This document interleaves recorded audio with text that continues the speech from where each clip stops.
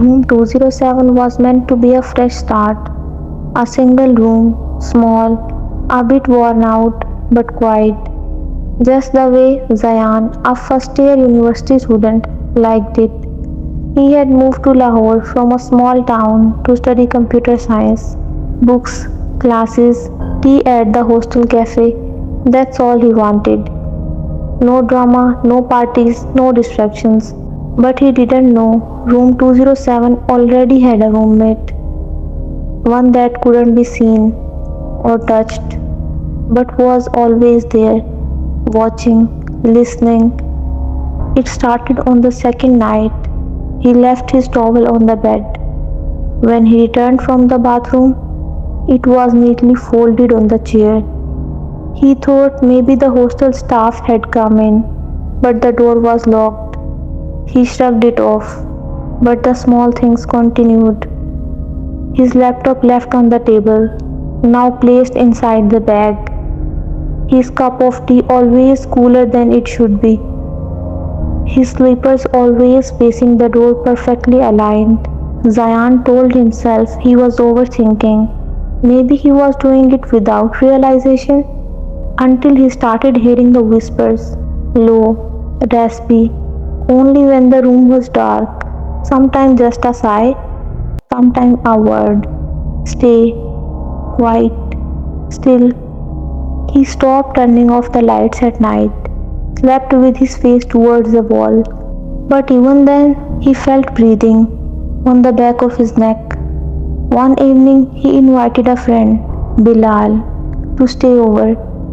Zayan wanted to see if he was imagining things. Around midnight, Bilal sat up suddenly and whispered, "Who was that?" "Who?" Zayan asked. "That guy who just leaned over your bed." Zayan's blood froze. "There is no one." Bilal didn't sleep that night. The next day he begged Zayan to change rooms. Zayan asked around, quietly. An old janitor finally spoke. "You are in 207? They sealed it 2 years ago." Zayan told him he had been living there for 2 weeks. The janitor said nothing, just walked away, shaking his head. That night, Zayan found scratches on the wall behind his cupboard. Not random. Words. "Don't leave me. You are mine." He tried recording himself while he slept. Played the audio the next morning. At 2:44 a.m., the sound of footsteps. At 3:01 a.m., a whisper. "I like you better than the last one."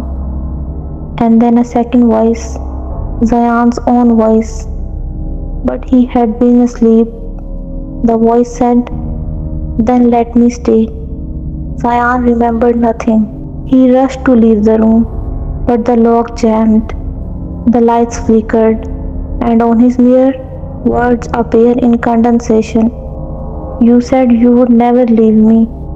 After hours of panic and struggling, the door finally opened. He moved out the same day. His friends didn't believe him, but the hostel staff sealed room 207 again, except for one time when a new student was accidentally placed there. The boy left within 48 hours, screaming, covered in bite marks. When asked who did that to him, he said, "I don't know. I never saw him. But he said, I look like someone he loved." To this day, room 207 remains sealed. But sometimes, late at night, students walking past it hear a knock from inside, followed by a soft whisper, "Roommate?"